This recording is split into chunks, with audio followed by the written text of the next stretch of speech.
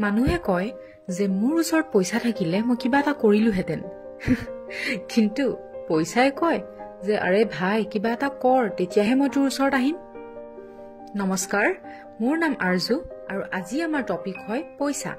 হয়, এইটো সিমানেই সঁচা কথা যিমান সূৰ্য পূব ফালৰ পৰা উদয় হোৱাটো সঁচা আৰু এটি সন্তান মাতৃৰ গৰ্ভৰ পৰা জন্ম লোৱাটো সঁচা।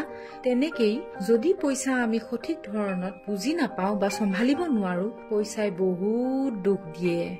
তো বাস এই পইচাক কেনেকৈ বুজি পাব পাৰি বা চম্ভালিব পাৰি সেই কলাৰ বিষয়ে জানো আহক। মানে আজি আমি কথা পাতিম ৰবাৰ্ট টি কিয়ছাকিৰ দ্বাৰা লিখা ৰিচ ডেড পুৱাৰ ডেড কিতাপখনৰ বিষয়ে। এই কিতাপখনৰ ইন্ট্ৰডাকশ্যনৰ বিষয়ে মই কিবা কোৱাৰ আগত মোৰ ডক্টৰ কোকেইনৰ কথা এটি মনত পৰে। তেওঁ লিখিছিল যে ৰিচ ডেড পুৱাৰ ডেড কিতাপখনে ধনী হোৱাৰ শ্বৰ্টকাট ৱেজ নিশিকায়। এই কিতাপখনে শিকায় পইচাক ভালদৰে বুজি পাবলৈ, কি ধৰণে আমি পইচাৰ দায়িত্ব ল'ব পাৰো আৰু তাৰ পিছত আমি কি ধৰণে ধনী হ'ব পাৰো। তেতিয়াহ'লে ফ্ৰেণ্ডছ, আহক আমি আৰম্ভ কৰো।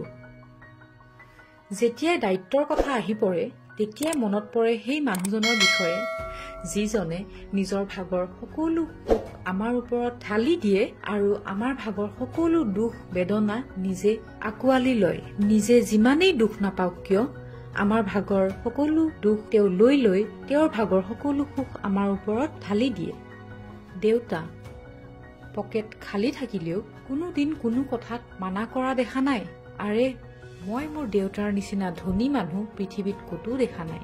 আৰু সেই দেউতাক ধ্যানত ৰাখি ৰবাৰ্ট টি কিয়ছাকিয়ে আমাৰ জীৱনৰ আটাইতকৈ ডাঙৰ লেচনটি শিকাবলৈ চেষ্টা কৰিছে, যিটো হ'ল পইচা, হুইচ ইজ মানি।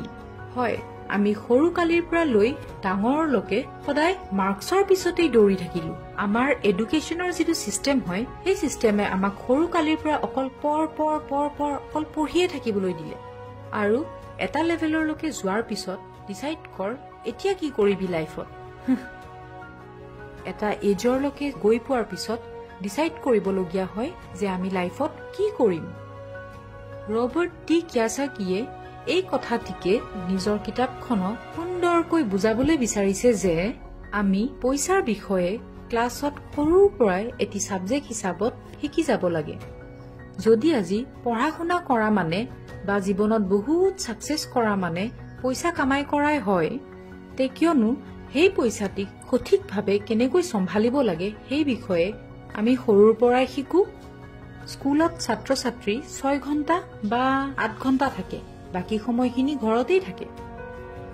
তে স্কুল হওক বা ঘৰ হওক, ছাত্ৰ ছাত্ৰীয়ে যদি সৰু কালৰ পৰাই পইচা কেনেকৈ মেনেজ কৰিব লাগে, কেনেকৈ চম্ভালিব লাগে, কেনেকৈ চলাব লাগে পইচা, সেই বিষয়ে যদি সৰুৰ পৰাই শিকিব পাৰে তে সেইটো কোনো ধৰণৰ বেয়া কথা নহয়।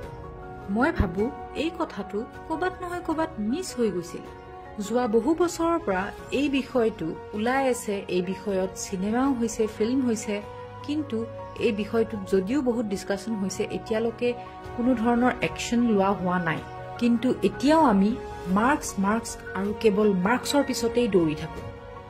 যদি আমি পইচাক সঠিকভাৱে মেনেজ কৰিবলৈ শিকি যাওঁ, যদি আমাৰ এই বিষয়ে জ্ঞান ডেভেলপ হৈ যায়, তে মোৰ এনেকুৱা লাগে যে আজিকালিৰ যিবোৰ ল'ৰা ছোৱালী সেইবোৰ যেতিয়া ডাঙৰ হৈ যাব তেতিয়াহ'লে সিহঁত বহুত সুখত থাকিব।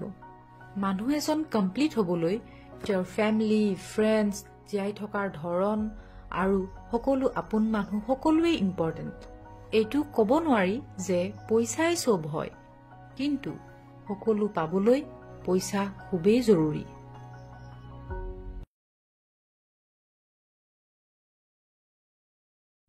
ইয়াতে সমাপ্ত হ'ল আমাৰ ৰিচ ডেড পুৱাৰ ডেড কিতাপখনৰ ইন্ট্ৰডাকশ্যন পাৰ্ট। ইয়াৰে নেক্সট পাৰ্টটো যদি চাবলৈ বিচাৰে তেতিয়াহ'লে আমাৰ চেনেলটি ছাবস্ক্ৰাইব কৰি থ'ব আৰু বেল আইকনটো ক্লিক কৰি থ'ব, যাতে আমি আপলোড কৰাৰ লগে লগে আপোনালোকৰ তাত নটিফিকেশ্যন আহি যায়। আমি এই বুকখনৰ সম্পূৰ্ণ চামাৰী পাৰ্ট বাই পাৰ্ট ভিডিঅ'ছত আপলোড কৰি যাম। আপোনালোকৰ মৰম আৰু সহযোগিতা থাকিলে আমি আৰু এনেকুৱা ধৰণৰ ভিডিঅ' আনিবলৈ উৎসাহিত হ'ম। ধন্যবাদ।